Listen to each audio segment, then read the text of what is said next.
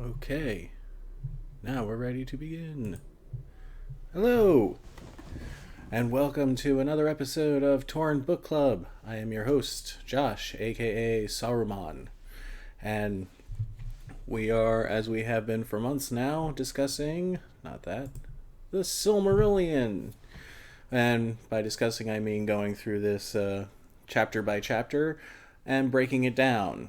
And today is July 26th, 2015. We are now a little over halfway through the Silmarillion, and we're on chapter 20 of the fifth battle, Nirnaeth Arnoediad. I know that's a very weird name. It's a very elvish name. Just a quick reminder before we get into it that we have a book of the month for, what is this? This is July. For July. And it is The Princess Bride, which we will be discussing next week. We're going to have a couple guests on for that, so that should be a fun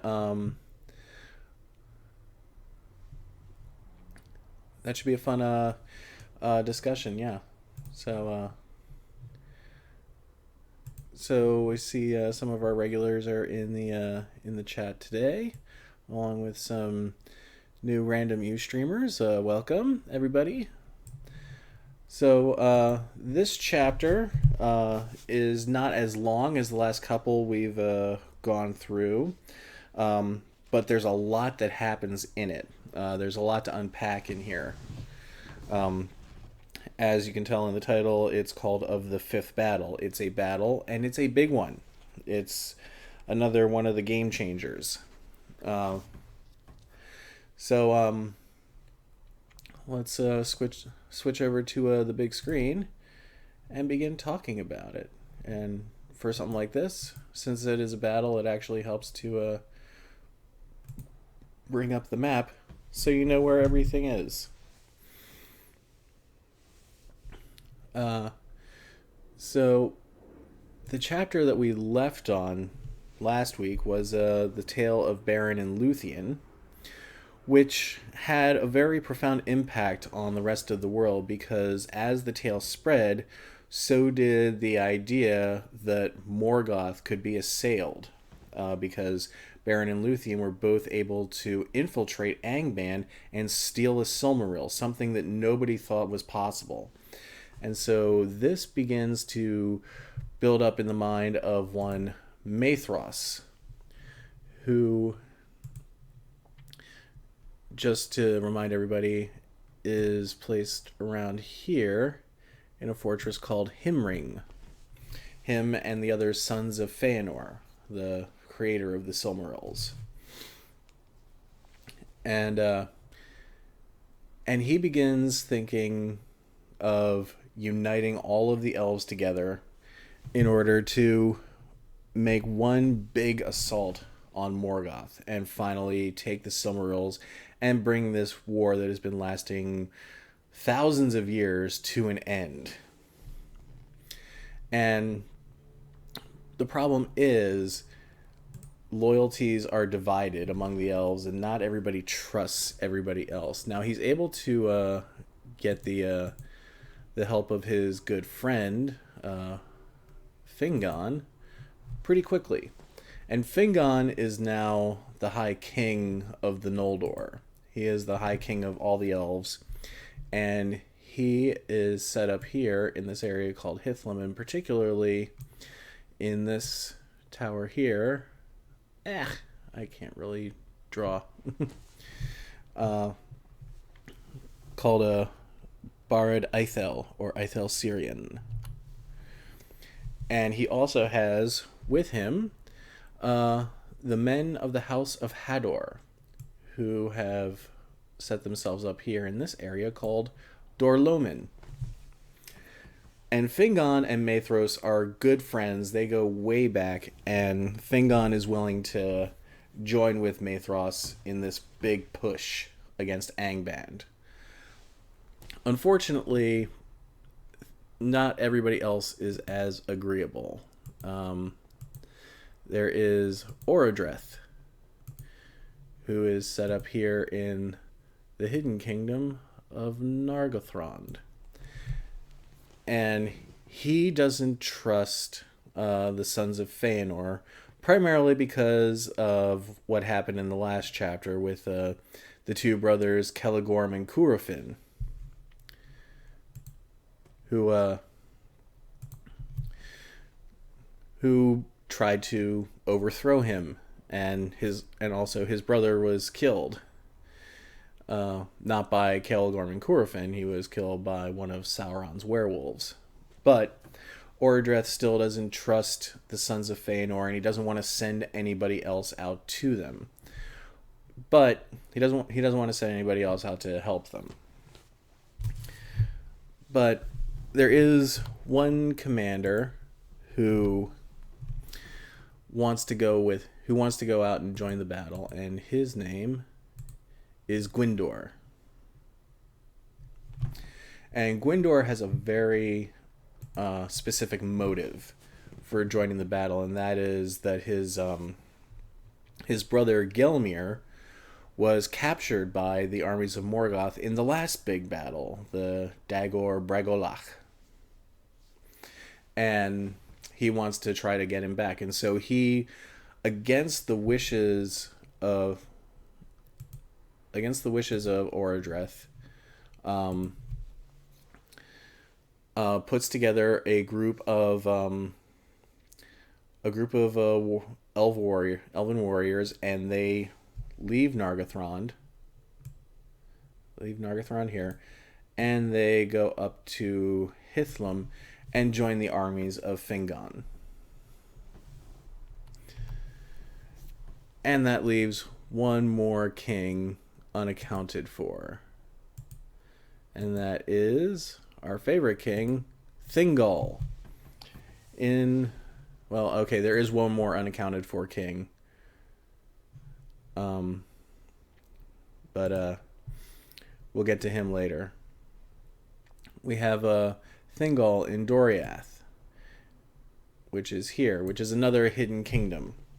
Now, in the Tale of Beren and Luthien,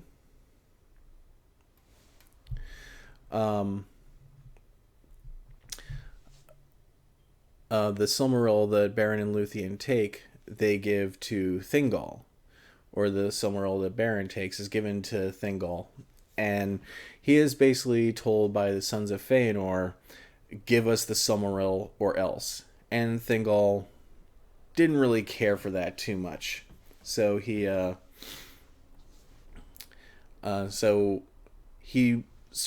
they've been having a back and forth with messengers, basically just posturing at each other. So Thingol doesn't want to join in this union that Maedhros is proposing. But he does have two commanders who do want to join in the fight. They refuse to be left out of this. And those are two commanders who we met in the last chapter of Beren and Luthien, Beleg and Mablung.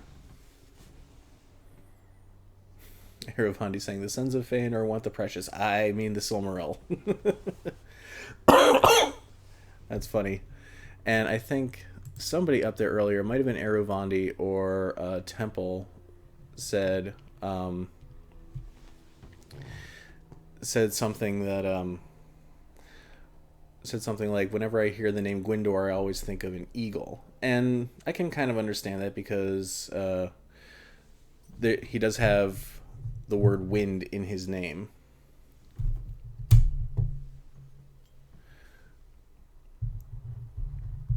And so anyway, we have these two commanders, Beleg and Mablung, and Thingol reluctantly allows them to leave Doriath and join the fight. But he says, but under one condition: you cannot join with the Sons of Feanor. You have to join with Fingon and march under his banner. And Beleg and Mablung agree to that. And so we have reinforcements coming from Nargothrond. We got some reinforcements coming from Doriath going to help out Fingon. Maedhros is sitting here in Himring. Now he has a couple of his own allies. He has, let me just change this out real quick.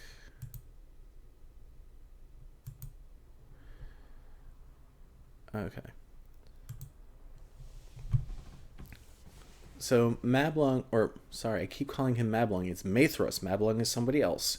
Maedhros has some allies of his own, particularly the dwarves,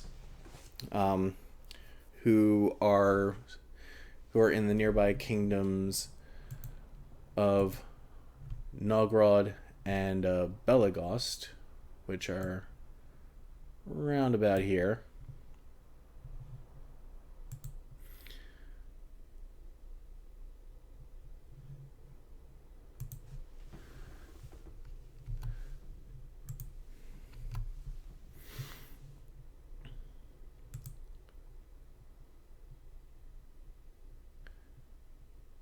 And so he has the dwarves on his side, and the dwarves join him, and primarily from the city of Belagost, led by their commander, Azaghal, who is one of the few dwarf characters who are named in the Silmarillion. And Azaghal has a particular moment later on in the battle, but he is the leader of the dwarf regiment that comes to help Maedhros. Maedhros also has an army of Easterlings.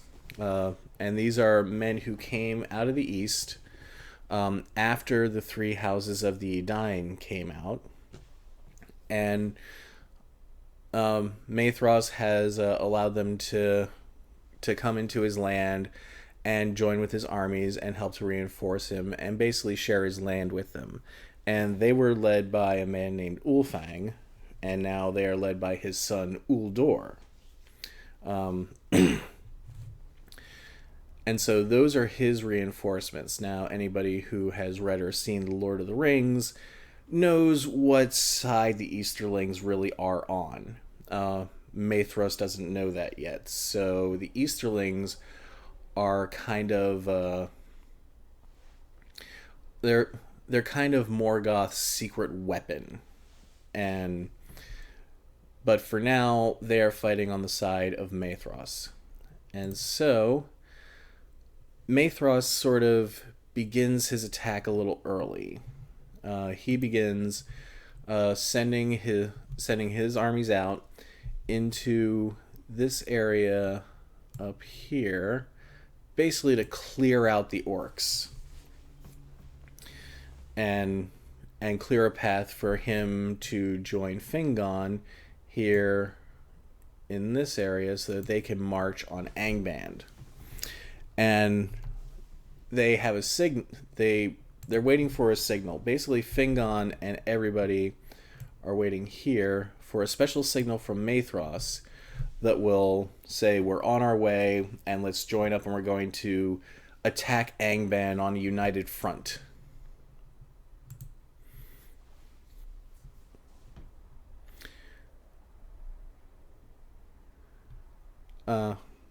Marvels is saying, I'm getting ahead here, but I really can't understand how Maedhros didn't die when he was hanging on that cliff.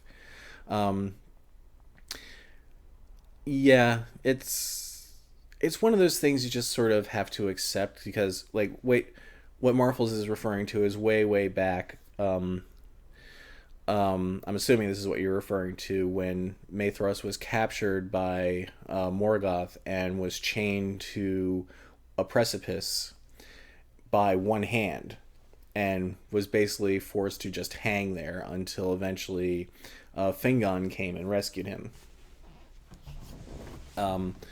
Yes, how he didn't die, we're not really sure, because while elves are immortal, they can be killed. But yeah, Maedhros is able to hold it in there. The only thing I can attribute that to is that he has some of the fiery spirit passed to him from Feanor. That's about all I got on that. So So anyway, back to what's going on here. So Fingon and everybody are waiting for Maedhros' signal, but Maedhros is being held back a little bit by Uldor, who is telling him that there are reinforcements that are going to be coming out of Angband. He's basically trying to force him to stay. Now, this is how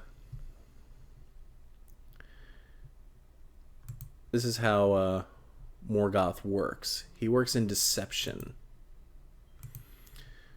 So Morgoth is no dummy. He knows what's going on. And so his strategy is to have the Easterlings hold back Maedhros while he sends troops out to Hithlum, who don't quite have enough reinforcements, draw everybody out and slaughter them. So that's Morgoth's strategy. And it's a pretty good one. But something happens that nobody was expecting. Nope. Fingon wasn't expecting it. Morgoth wasn't expecting it. Maedhros wasn't expecting it. Nobody was expecting this to happen. Turgon has come out of Gondolin with an army of 10,000 elves, and he is ready to join the fight. This is the first time that the doors of Gondolin have been opened, and they see this huge army coming in, and suddenly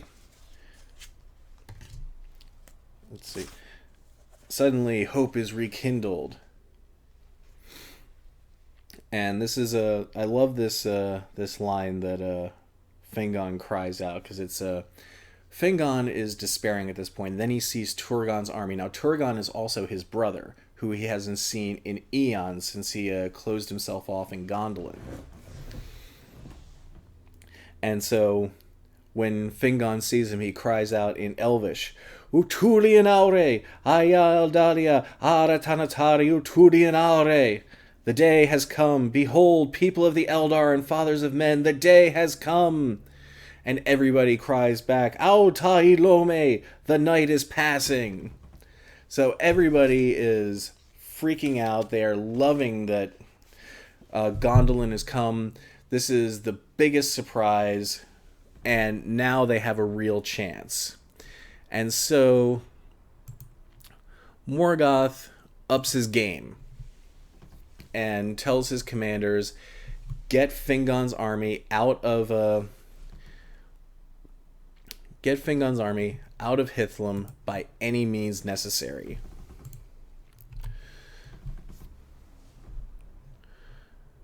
And so there we go. There's a nice picture of all the elves sitting there waiting. Now all the orcs start coming out of Angband, and they are a huge number, but they're not dressed in battle armor. They're dressed very simply. They're not showing their weapons. And this is how they're able to hold themselves back, or at least keep themselves from being seen until they're practically on their doorstep. But because Hithlum is surrounded by very steep mountains, right here, it's basically a wall, so they can only go so far. So Fingon is really just trying to hold his ground, but it's getting tougher and tougher. And Hurin, who is the lord of the men of Dor-Lomin, who are his other reinforcements, he's telling Fingon, just wait until Maedhros arrives. We need this united front. But Maedhros is, of course, being held back, and the orcs are being told, get them out, get them fighting by any means necessary. And so a commander comes up to the front, with Gelmir, the brother of Gwyndor. The whole reason Gwyndor has brought his regiment with him to Hithlum. His brother is there. He's been a prisoner this whole time. He brings him out to the front and says some very choice words to the elves. Says, "We have many more such at home, but you must make haste if you would find them, for we shall deal with them all when we return, even so." And with that, he dismembers Gelmir, cuts off his arms, his legs, and his head in full view of everybody. And this is a very strategic move. This is so that they can enrage the elves and force them out. And Gwyndor falls for it hook, line, and sinker. And he gets his people together and they charge out of Hithlum.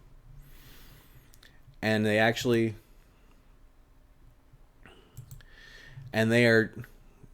slaying orcs left and right, and they are making their way all the way up to Angband, and they get further than any other army has gotten.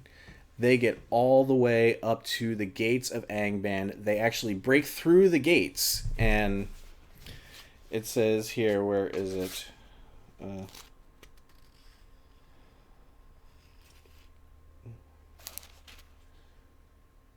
Yeah. And they burst through the gate and slew the guards upon the very stairs of Angband, and Morgoth trembled upon his deep throne, hearing them beat upon his doors. So they've actually scared Morgoth. And so in retaliation, Morgoth sends out more reinforcements from a lot of his secret entrances and are able to cut off Fingon from reinforcing Gwyndor. And by doing that, they're able to beat Fingon back, and they're also able to wholesale slaughter all of Gwyndor's army. All except for Gwyndor himself, who they take prisoner.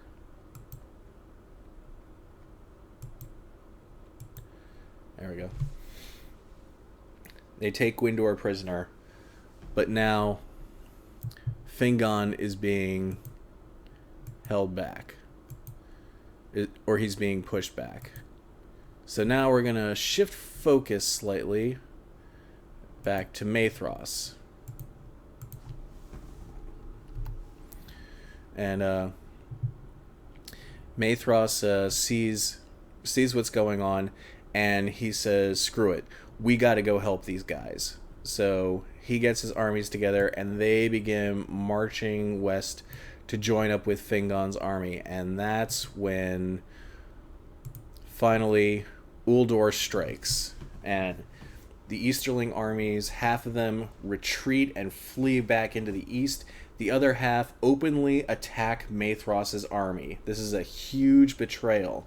And on top of that, Morgoth then unleashes the last of his armies, the last of his creatures from Angband, which includes Glaurung the dragon, all the Balrogs, all the orcs. They come out of Angband and basically cut off the forward march. So Maedhros is here. Glaurung, dragons, Balrogs, everybody come out here, cut him off. Uldor betrays him, starts killing off his armies, and suddenly they're surrounded and hemmed in. And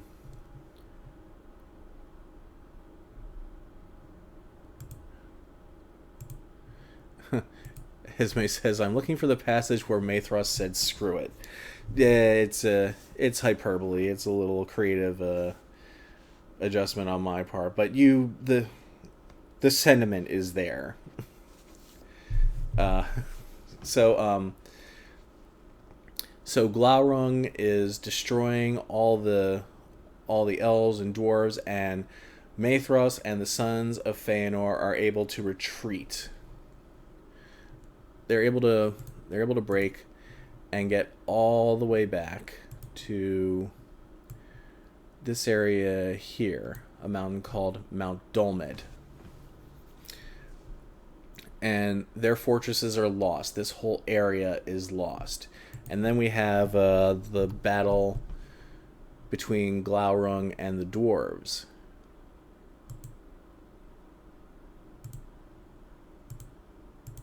Because the dwarves hold the armies back long enough for Feanor and his people to get away. And that's where we have the battle with Azaghal and Glaurung. Now, Glaurung is decimating his armies, and he fights Azaghal one-on-one. And he basically beats Azaghal into the ground, but with his last breath, Azaghal takes his sword and cuts a huge slice out of Glaurung's stomach, so bad that Glaurung and his other dragons retreat. And then Azaghal dies.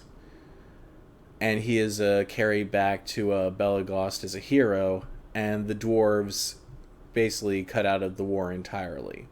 So we have one seriously lost field here. This whole area, which had been held by the elves, is now completely overrun and is overtaken. So that's one defeat.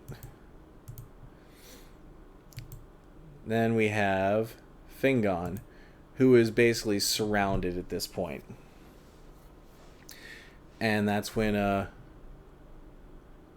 Turgon comes in and helps to reinforce him. He's been stationed further south. Now he joins in the battle, and Turgon and Fingon are reunited, and he's also reunited with Hurin and his brother Huor, who spent a year in Gondolin, and they're good friends.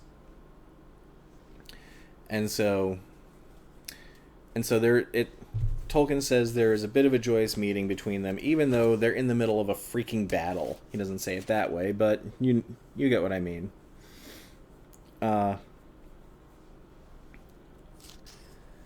So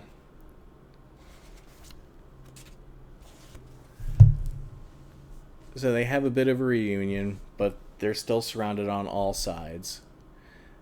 And this is when... Here we go.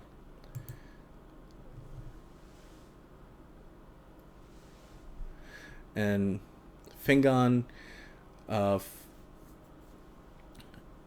is fighting, and then he comes face to face with the Lord of the Balrogs, Gothmog. And they have a huge knockdown, drag-out fight. Like that. And Fingon is holding his own against Gothmog, but finally, in what really amounts to kind of a sucker punch, another Balrog comes in, surrounds Fingon in flames, and Gothmog makes the killing blow.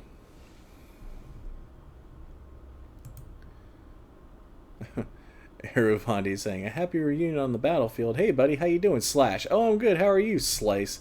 Yeah, kind of like Thorin and Dane in Battle of the Five Armies.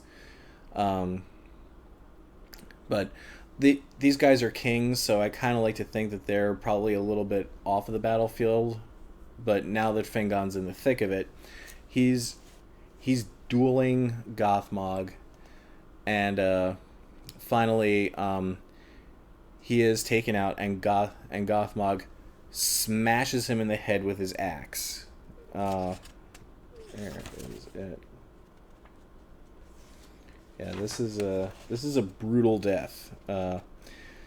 He says, then he turned upon Fingon. That was a grim meeting.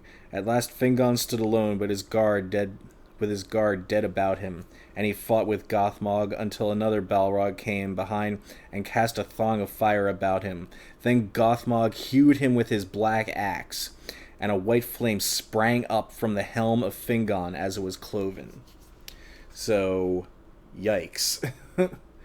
Basically, he he kills Fingon, and then Fingon just explodes in light. And thus fell the High King of the Noldor.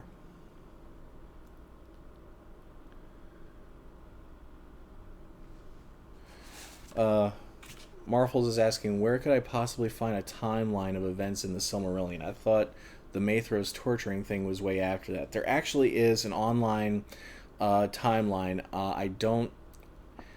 I don't know the URL for it off the top of my head, but I will post it on the Twitter and the Facebook page for this show. It's a really good resource, and it's helped me out a lot. And I'll show it. I'll give it to you so you can follow along the timeline, because it also helps to show like just how much time passes between these events, and you can sort of get a better sense of the scale of how long all of this has gone on. So back to the battle. Fingon is killed, but he's not just killed, he then gets obliterated. He gets crushed into the dirt. All the orcs beat his body into a bloody mess. And basically his body is... He's not just killed, his body is desecrated. And they beat him into the dust with their maces, and his banner, blue and silver, they trod into the mire of his blood. So that is another terrible death. Another king gone. Fingon is now dead. And so all that's left now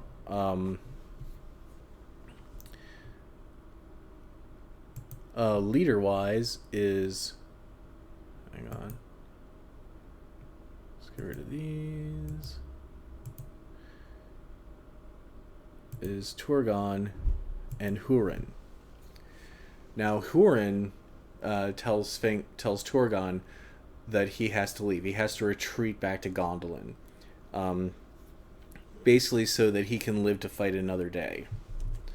The field is lost, and Hurin says to Turgon, "Go now, Lord, while time is. For in you lives the last hope of the Eldar, and while Gondolin stands, Morgoth shall still no fear in his heart."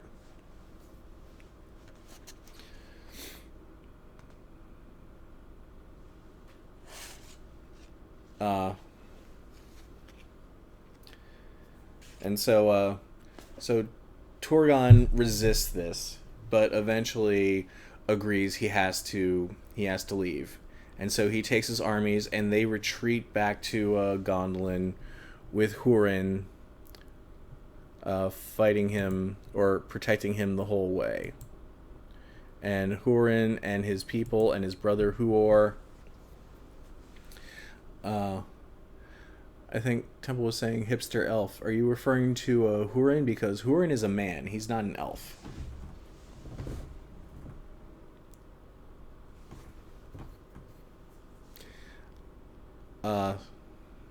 So Hurin is basically beating back the armies of the orcs long enough to let Turgon escape and get back to Gondolin. And in doing so, his brother Huor is killed. And so it's really and now finally it's just Hurin who is left. He is the last man standing. And he is surrounded by orcs. And it gets to the point where he finally just throws down his shield, picks up an axe, and just starts wailing on them.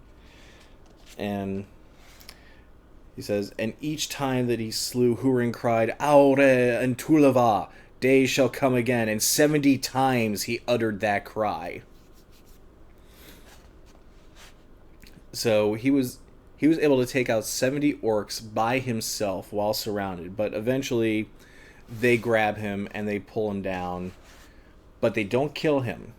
Morgoth gives them specific orders to take him back alive, and so Gothmog does this, binds him, and drags him back to Angband, and thus ends the battle, called Nirnaeth Arnoediad, which means Unnumbered Tears.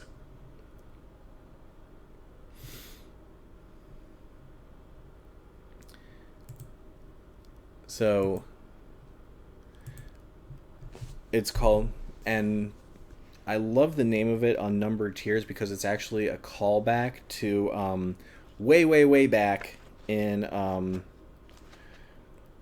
practically the beginning of this story, when Feanor first leaves Valinor and he's leading his people away, and he slays the Teleri in Alqualunde, and he's cursed by the Valar for doing it. The curse begins, "Tears unnumbered shall ye shed." And now we have a battle called Unnumbered Tears. So you can see how it all sort of comes full circle, and that this is all part of the curse that was laid on the Noldor eons ago. So now Esme's asking, what was that name again? It's called Nirnaeth Arnoediad. And it means unnumbered tears, because as it says in the text here, where is it?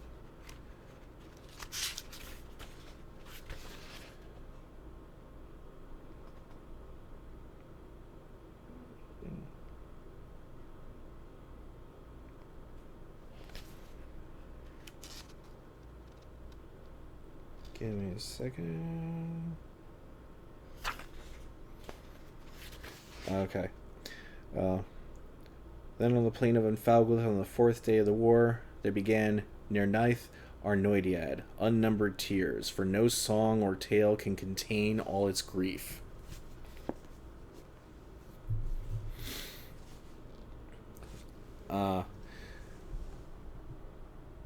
So yeah, it is a brutal battle, and so now we take a look at what happened after the battle. Morgoth now controls everything.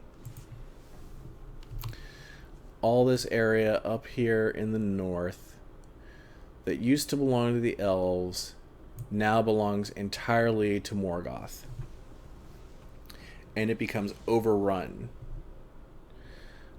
There are still the hidden kingdoms of Nargothrond, Doriath, and Gondolin.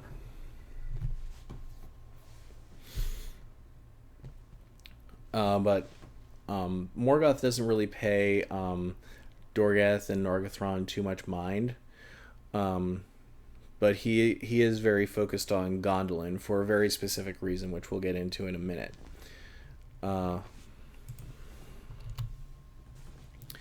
But first and foremost is his repayment to the Easterlings for their betrayal of Maedhros.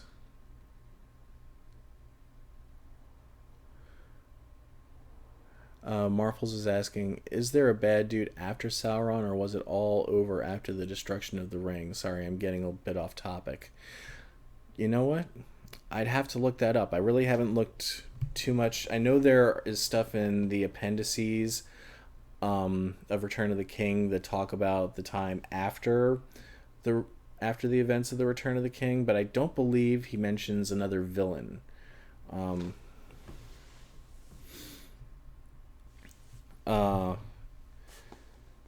Now Marfles is saying Morgoth and Sauron were destroyed and that was it. To a degree, but you have to, I don't want to spoil too much, but I want you to keep this in mind. Morgoth never gets destroyed. I'm just going to leave that there.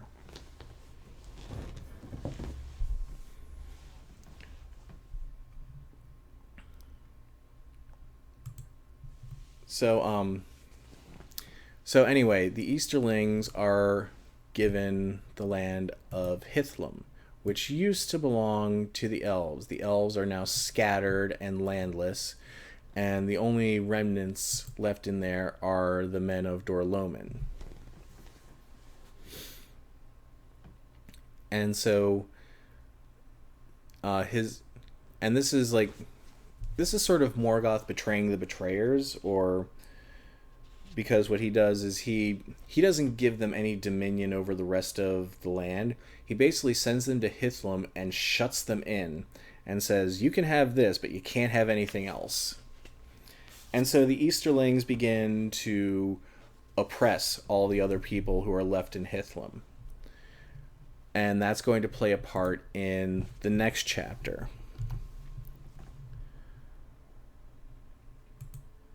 So next we have all the elves who are left. We have Maedhros and the Sons of Feanor, who are now completely landless, and they are basically now living as outlaws. They're living as refugees, just wandering the land.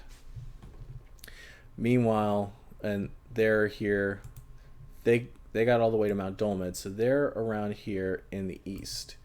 Now over here in the west, where the scattered dwarves or the scattered elves are still around, they begin making their ways to the Phallus, the Havens, which are these areas here. The two cities of Brithombar and Eglarest. And they are led by an elf named, let's get rid of Morgoth there, named Círdan, the shipwright.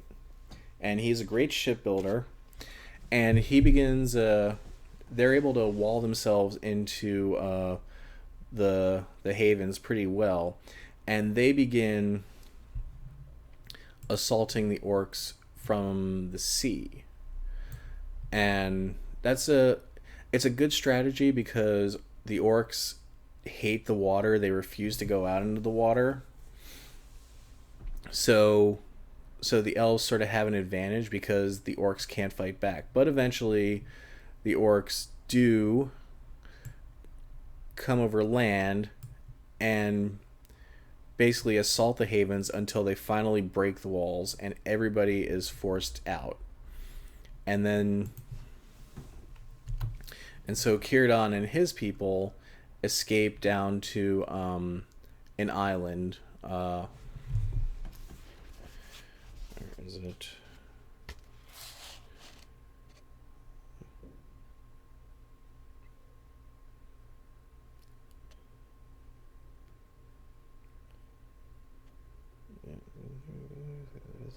Yeah, so they go to an island called the Isle of Balar. And since it's an island, the orcs can't get to them there, and they kind of try to reinforce themselves there, but they're also kind of imprisoned. And the Isle of Balar is around here-ish. Maybe a bit further south. And so Turgon sends some reinforcements out there, but he also asks Círdan for a favor, and it's the same favor that he asked of him before, which is to give him ships so that they can send messengers to the west, to Valinor, to ask the Valar for help.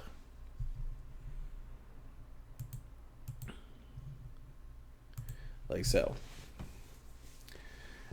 And now what happened last time was none of those ships came back. But Turgon's going to try it again, and Círdan agrees. So they send they send 7 ships to, that is a hard thing to say, into the west, and only one comes back. And it is beaten up in a storm and basically destroyed, and there's only one survivor who makes it all the way back to the Isle of Balar. And his name is Varanwe, and he will play some parts later on. And then finally we have the last part of this story, which is Morgoth's own particular grudge against Turgon.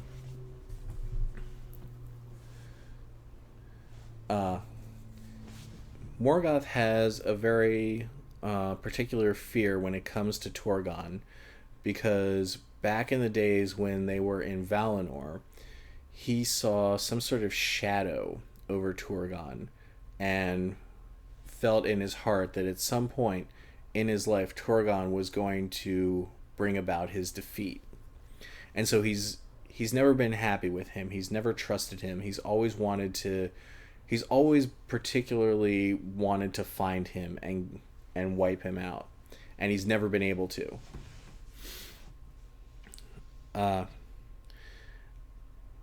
And so, but he does have a prisoner who knows where Torgon lives. And that prisoner is Hurin. And so he begins interrogating Hurin, trying to find the location of Gondolin and the location of Torgon. And Hurin is just a badass. He basically just sits there and makes fun of him and mocks him while he's interrogating him, and this enrages Morgoth. And so Morgoth gives him a very special punishment. He drags him out to the peaks of his mountains, Thangorodrim, sets him down in a chair on one of the peaks, and binds him to that chair and curses Hurin and his family, and then says to him this line. This sort of shows you just like how evil Morgoth can be. He says, "Sit now there, and look out upon the lands where evil and despair shall come upon those whom thou lovest. Thou hast dared to mock me and to question the power of Melkor, master of the fates of Arda.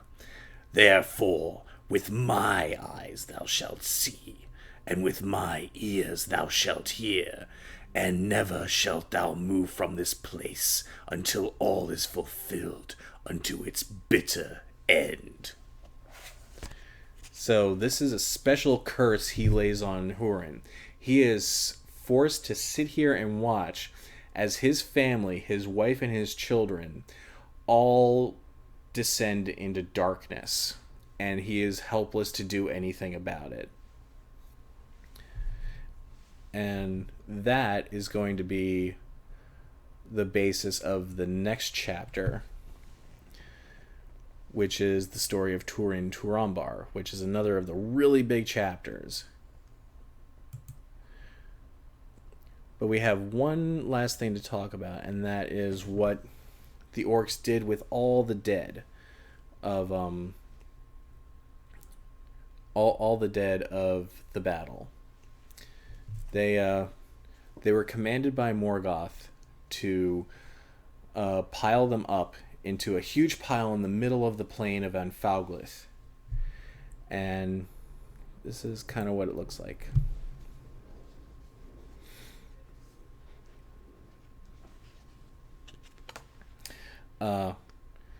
This is all the dead, all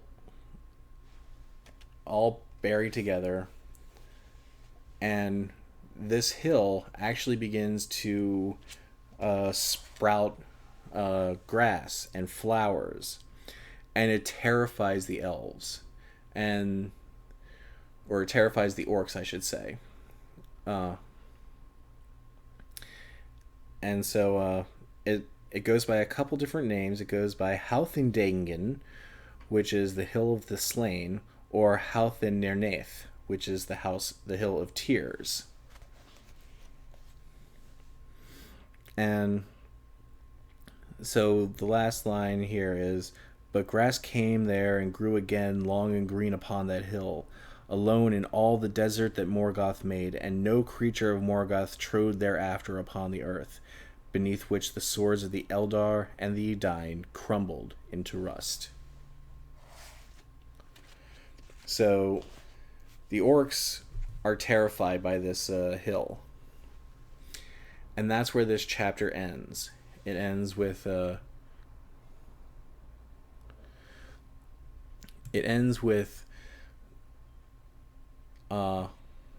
this awful battle.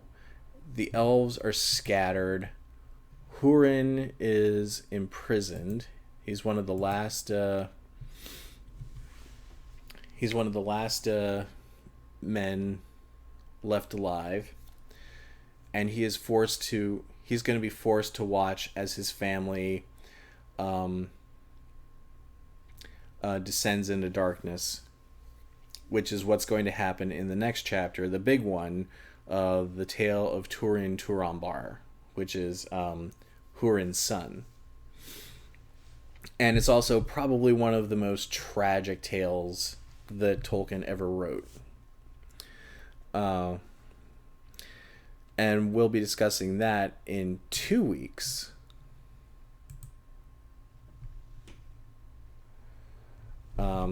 Because next week we'll be discussing The Princess Bride. Marples is saying, well, I just went on Wiki and Melkor and on Mickey on Melkor, and indeed he wasn't destroyed at all. Nope. Like I said, I didn't want to spoil anything, but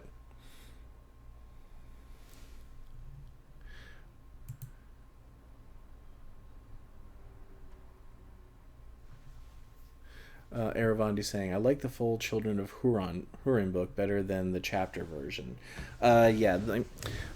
It's I sort of feel like with most of the Silmarillion,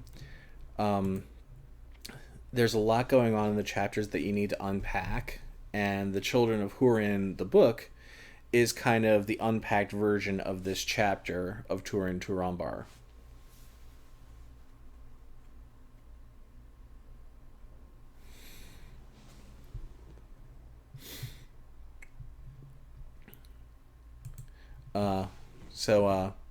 Marvel is saying, come on, Josh, spoil us.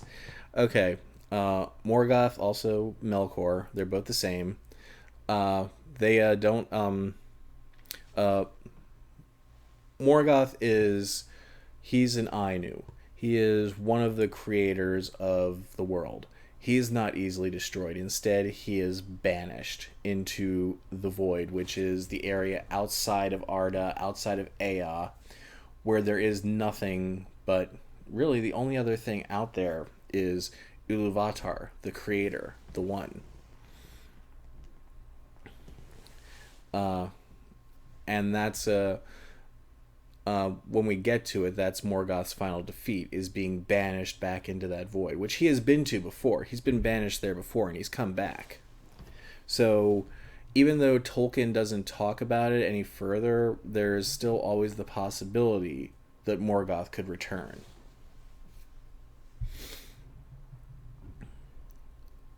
And that's we've still got quite a few chapters to go before we get to that.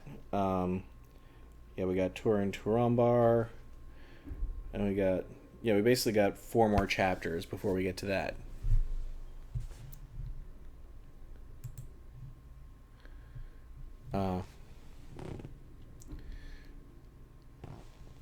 So next week we'll be discussing The Princess Bride. So we'll be taking a little break from the Silmarillion for a week, and then after that, we're going to get into the tale of Turin Turambar. And that's a really big story, so we're going to take 2 weeks to go through that one rather than 1.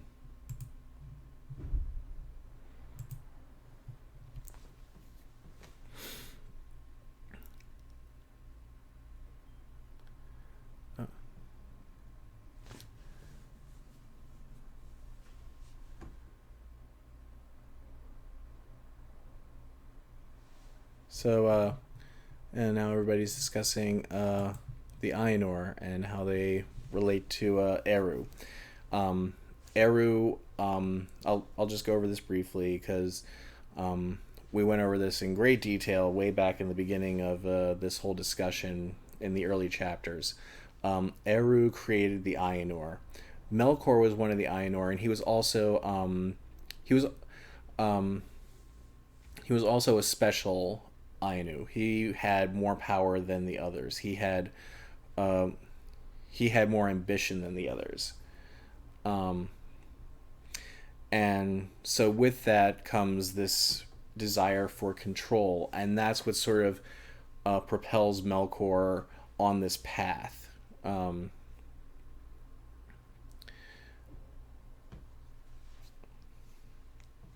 And so that's and so like I think it was Eravandi was saying like Eru was saying Eravandi or somebody was saying that Eru probably was like, "Oops, I guess I screwed up with Melkor."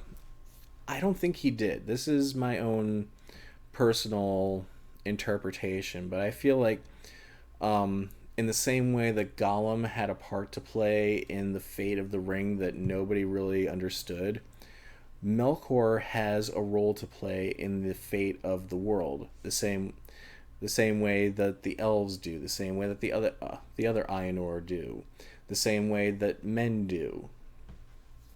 And so what that is, nobody really knows because there are lots of things that Eru is keeping to himself.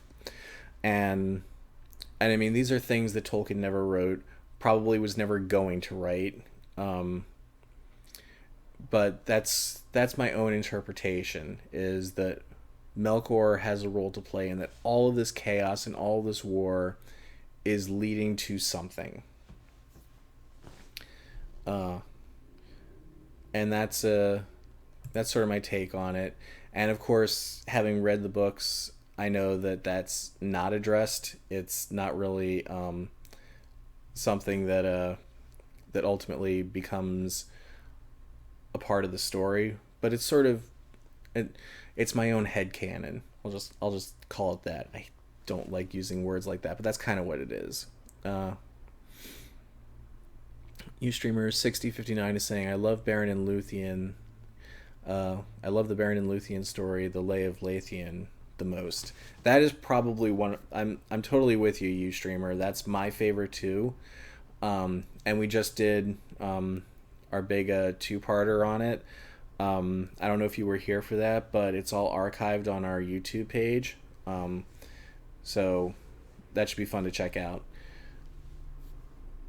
So next week, we'll wrap this up now, I think. Unless, do I have anything else to say? Like, no, I mean, where we are in the story now is things have really just taken a god awful turn for the worst. The elves are scattered, like as basically as Elrond said to Gandalf in the Fellowship of the Ring movie, when describing the men of Numenor. They're scattered, divided, leaderless. That's how the elves are now. There's still a few hidden kingdoms, and they're being reinforced, but eventually all will fall. That's sort of how the Silmarillion plays out. It's just utterly tragic, and that's why I like the tale of Beren and Luthien so much, because it's one of the few happy endings in this story. Now, I won't say that the story itself ends tragically. It actually does have a good solid climax and a good solid ending, but it also sort of leaves itself open.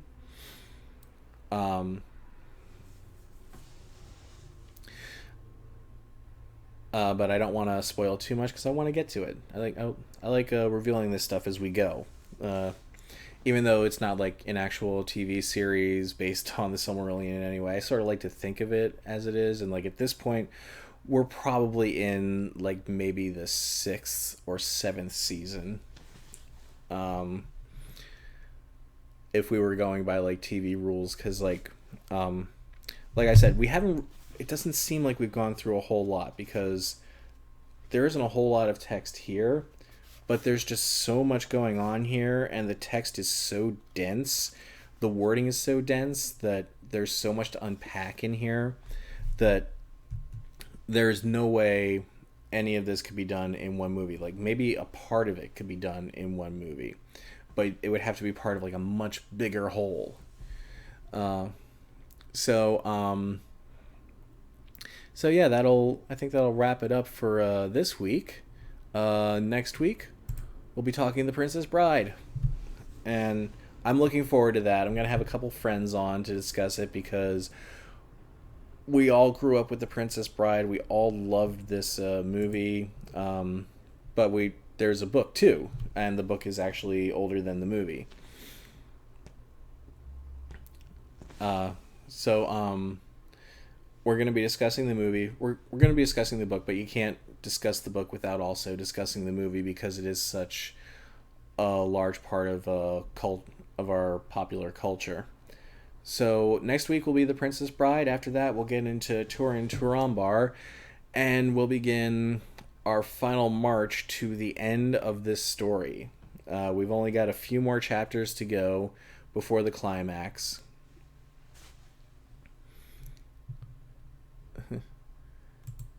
Temple saying, Fezzik, are those rocks ahead? If they are, we'll all be dead.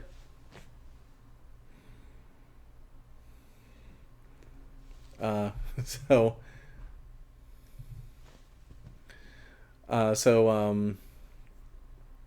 yeah, I will see you all next week to discuss The Princess Bride. Thank you for being a part of this. We have quite a few people in the chat today, so thank you all for coming and listening to me ramble for an hour about the Silmarillion. This was a really important chapter, I think. So, and the next chapter is also an important chapter, which we will get to in 2 weeks. So I will see you all next week for The Princess Bride. Have a great week, everybody, and never stop reading.